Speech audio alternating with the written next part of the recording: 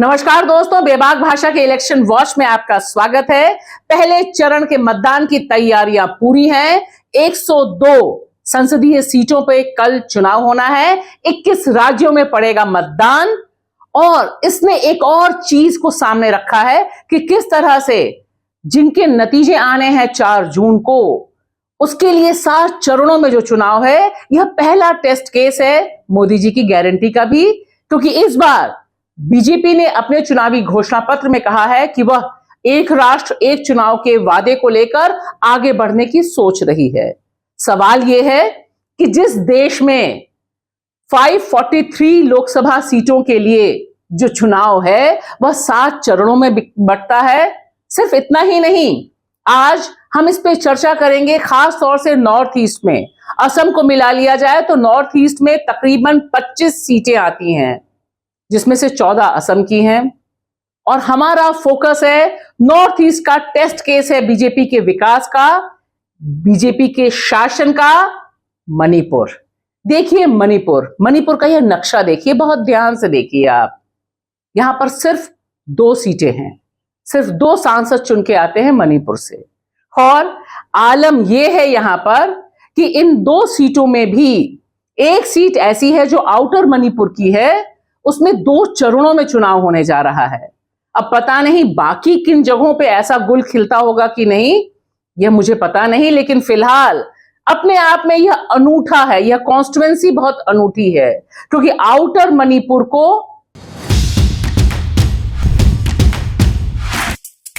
मध्य प्रदेश, उड़ीसा की राजधानी, मिजोरम की धरती से, कश्मीर से, हरियाणा की जमीन में, जुहू बीच, मुंबई, हैदराबाद से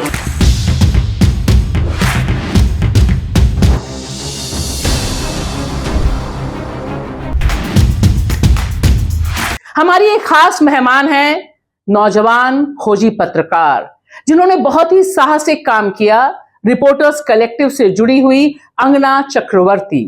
इनकी 2 सीरीज में अभी एक खोजपरक इन्वेस्टिगेटिव रिपोर्ट्स आई हैं, दोनों ही मणिपुर पर केंद्रित हैं और दरअसल यह बता रही हैं क्या कनेक्ट है मणिपुर में इस तरह का जो चुनावी कोहराम मचा हुआ है उसका, और वहां पर चल रही डबल इंजन की सरकार का, और 3 मई 2023 से वहां जो हिंसा का दौर चल रहा है उसका क्या कनेक्ट है मोदी जी के पूरे विकास के फिनोमिना से। बहुत अहम रिपोर्ट है ये।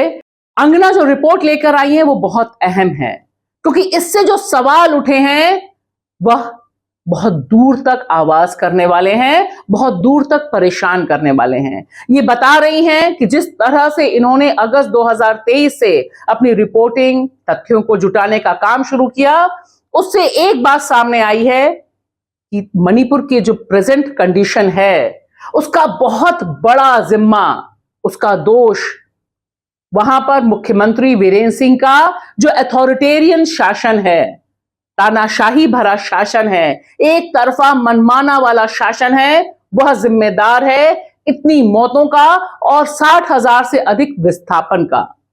आइए सुनते हैं अंगना चक्रवर्ती को, क्या शेयर करती हैं वह बेबाक भाषा के साथ। अभी के स्थिति के बारे में अगर मैं बता पाऊँ तो घाटी और जो हिल्स है तो उसमें एकदम फिजिकल बैरियर पूरा हो गया है, एक बफर जोन खड़ा कर दिया है, उसमें बीएसएफ, सीआरपीएफ, बहुत फोर्सेस, सेंटर के फोर्सेस अभी उधर गार्ड कर रहे हैं। कुकीज घाटी में नहीं आ सकते और मैतेज जो है वो हिल्स में नहीं जा सकते। असम राइफल्स जो है एक पैरामिलिट्री फोर्स जो नॉर्थ ईस्ट के ऊपर फोकस करता है, नॉर्थ ईस्ट की सिक्योरिटी के ऊपर वो देखभाल करता है। उनके कई अफसर ने मणिपुर के एथनिक कॉन्फ्लिक्ट का एक असेसमेंट किया था और उसमें ये निकला था कि इसका पार्शियल ब्लेम मणिपुर के बीजेपी गवर्नमेंट जो कि बीरेन सिंह भी लीड कर रहे हैं उनके पॉलिसीज को पार्शियली ब्लेम करके हुए एक पार्ट इसमें डॉक्यूमेंट में लिखा था कि the chief minister Biren Singh political authoritarianism and ambition is to be partly blamed for this। ये हमने ऐसे इंटरप्रेट करके और हमारे रिव्यू के बाद लिखा हुआ है। तो मणिपुर में 2 सीटें हैं लोकसभा सीट। एक तो इनर मणिपुर है जो वैली कवर करते हैं, और एक आउटर मणिपुर है जो हिल एरियाज कवर करते हैं। और हिल एरियाज में भी बहुत सारे ट्राइब्स, ऐसा नहीं कि सिर्फ कुकी एक ट्राइब है, नागाज भी रहते हैं। I am sure the BJP took this decision to not put a candidate or not give a ticket to any candidate, any Kuki candidate. तो उन्होंने सिर्फ इनर मणिपुर में, जो कि इम्फाल एरियाज, बिष्णुपुर एरियाज, ये वैली एरियाज कवर करते हैं, उधर ही सही समझा है अपने कैंडिडेट बसंत कुमार को खड़ा करना। तो आउटर मणिपुर का एरिया है, वो 2 फेजेस में अभी वोट में जाएंगे, अप्रैल 19 को और अप्रैल 26 को। And it is going to be a very peculiar election क्योंकि 60,000 people are in relief camps. Manipur is one of the states जहाँ पे voter turnout बहुत ही high होता है on a regular basis, about 80-90%. तो अभी बहुत इंटरेस्टिंग रहेगा कि देखेंगे कि लोग क्या वोट डालने आएंगे कि नहीं। कांग्रेस ने बिमल को उतारा है, बिमल बिल्कुल। केजरीवाल को जेनी में पढ़ाते हैं जी। तो अब ये बताइए कि फाइट जो है आपको कैसे दिखाई दे रही है? इनर मणिपुर में क्या कांग्रेस की कोई संभावना है? आउटर मणिपुर में क्या संभावना है? अगर हम ठीक ठीक पॉलिटिकल सेंस में बात करें तो क्या आपको दिखाई दे रहा है?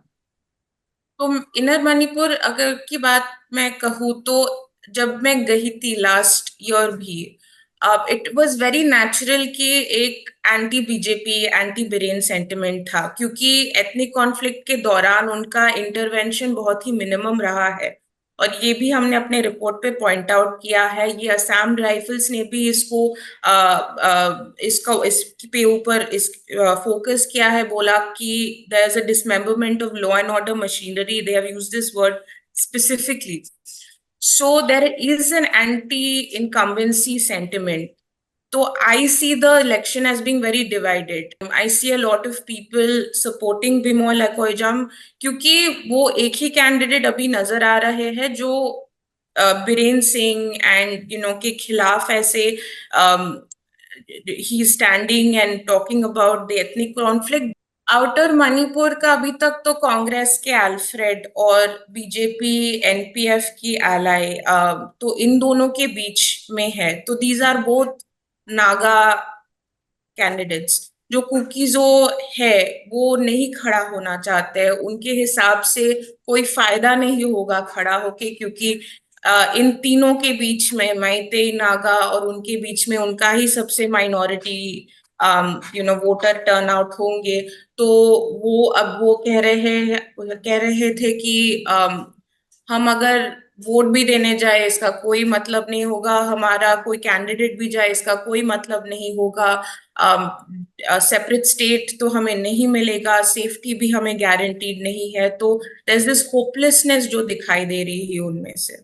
मैं जब कह रही हूं कि मणिपुर एक टेस्ट केस है नॉर्थ ईस्ट में बीजेपी की जो पॉलिटिक्स है डिवाइड एंड रूल की, अलग अलग समाजों को लड़ाने की, यहां मैतेई कुकी को लड़ाने की, एक आदिवासी समाज और एक बहुल समाज, इनके बीच का जो कॉन्फ्लिक्ट पैदा किया है, यह किस तरह से पूरे नॉर्थ ईस्ट को अपने लपेटे में ले रहा है, इसकी ओर इशारा करती है अंगना की यह रिपोर्ट और उनकी यह बातचीत, क्योंकि यह बताती है कि किस तरह से इस पूरे हिंसा के दौर ने एक बार फिर मणिपुर के भीतर दूसरे ढंग के मिलिटेंट ग्रुप्स को पैदा किया है, मैतेई समाज में और कुकी समाज में भी।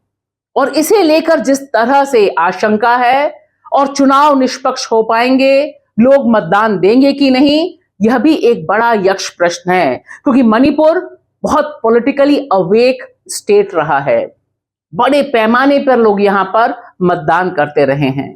और आज की तारीख में जिस तरह से ये पूरा राज्य किसी भी बड़ी रैली से महरूम रहा, कोई बड़ी रैली नहीं हुई, कोई पोस्टर नहीं लगा, कोई बैनर नहीं लगा, उससे यह पता चलता है कि जो विभाजनकारी पॉलिटिक्स है वह इस राज्य को गहरे संकट में डाल चुकी है।